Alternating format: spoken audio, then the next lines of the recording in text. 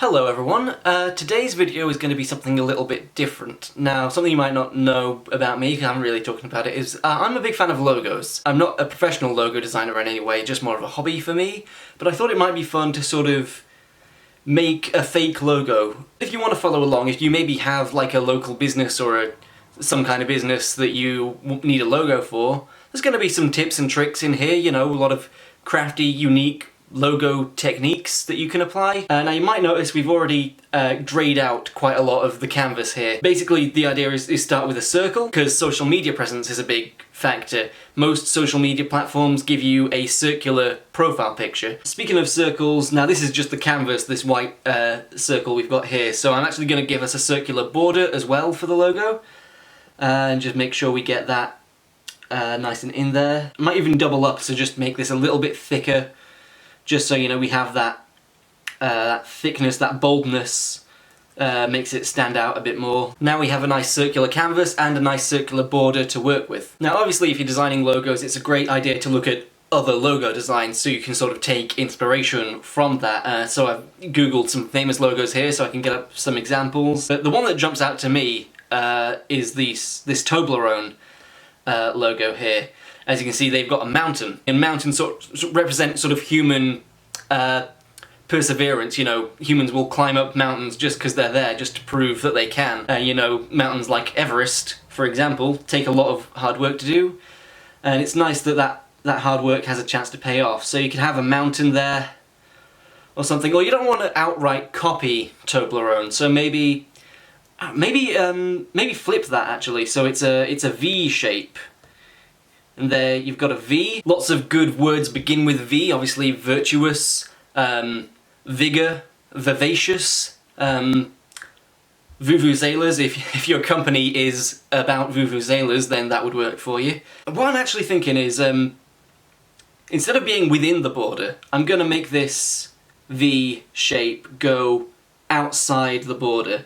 Because that's just sort of a small way to say, here at this hypothetical company that we're cooking up here, we push the boundaries, we break through barriers, we do things that other companies wouldn't necessarily think of doing. Obviously what we've got so far is very minimalistic. I think we need a bit more in here, just a few more lines, spruce it up with something else.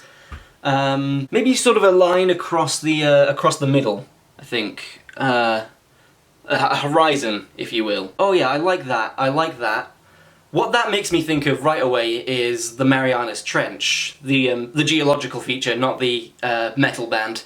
So obviously the Marianas Trench, one of the deepest part of the ocean, I believe, massively unexplored because we can't get down there, we can't actually find what is down there in that deep, dark, mysterious abyss. Maybe at this company we want to explore further than has ever been explored before. You know, we want to find new ways of doing things, new things. We want to see what's down there in that darkness and bring it to the surface. That's one interpretation. The bar, I think, also has a secondary effect. If we imagine the V that we drew earlier is a graph, you know, a stock graph, it's obviously coming down below the line, that's bad, but then it is skyrocketing up and out past the boundaries of the circle.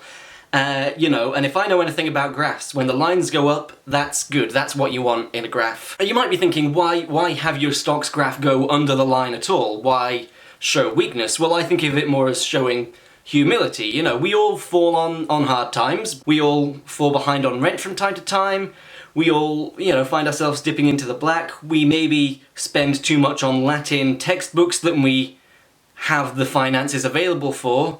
It's just a sort of a way to connect with the people who are going to be coming to your business. Of course, if we really want the stocks metaphor to carry over, I think the V should be red. Sort of see what that looks like, just to rough it in.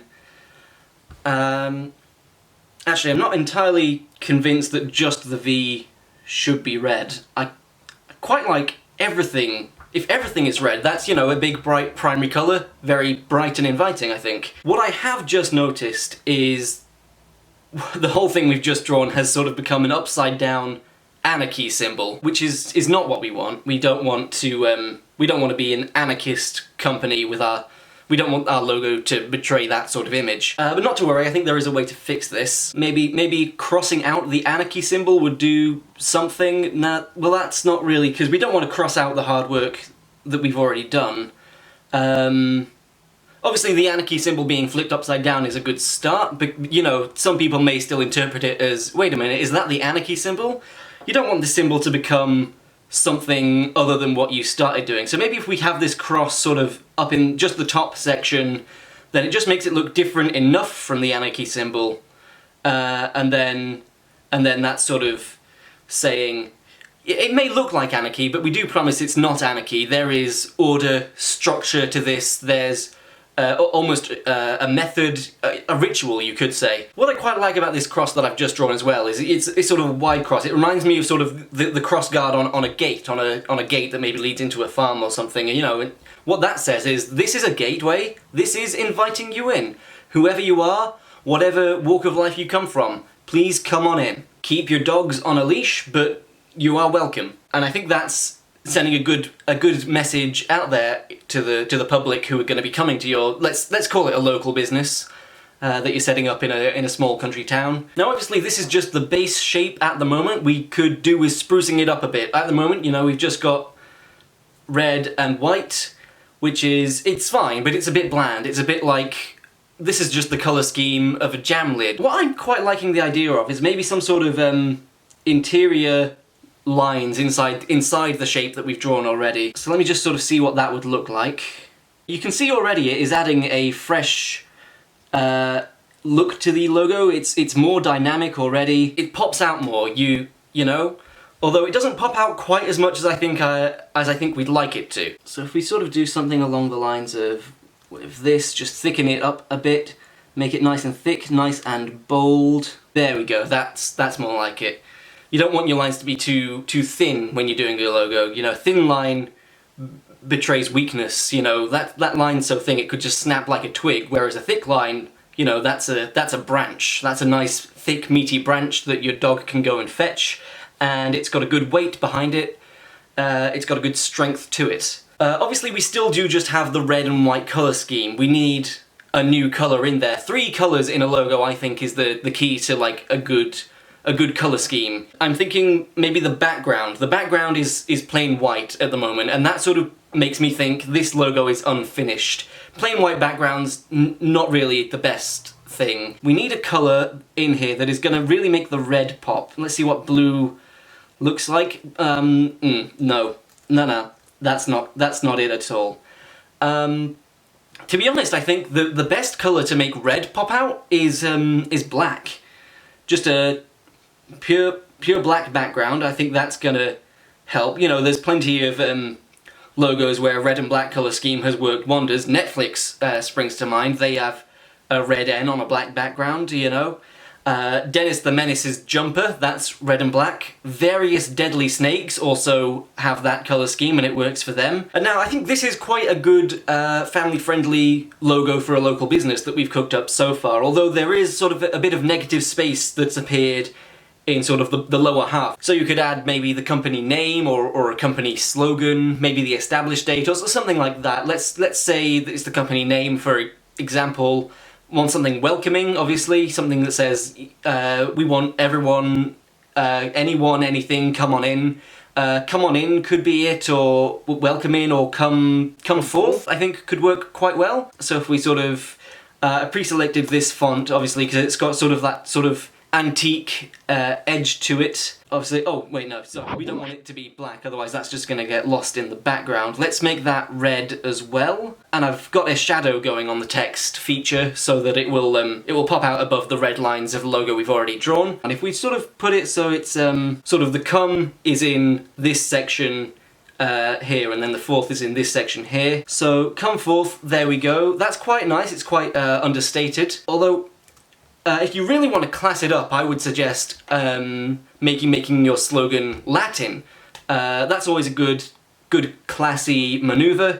So come forth in Latin, if I remember correctly, is veni foras, I think, if I'm saying that correctly. I believe that's right. I've been studying a lot of Latin in lockdown. Got to have a hobby of something, and I chose sort of ancient Latin textbooks that don't really have any authors. It's unclear where they came from, but there sure is a lot of interesting ideas in them. I think I want this to be bigger, the text that is. That's a little too big. That's actually too big. What about 96 font? That'll do.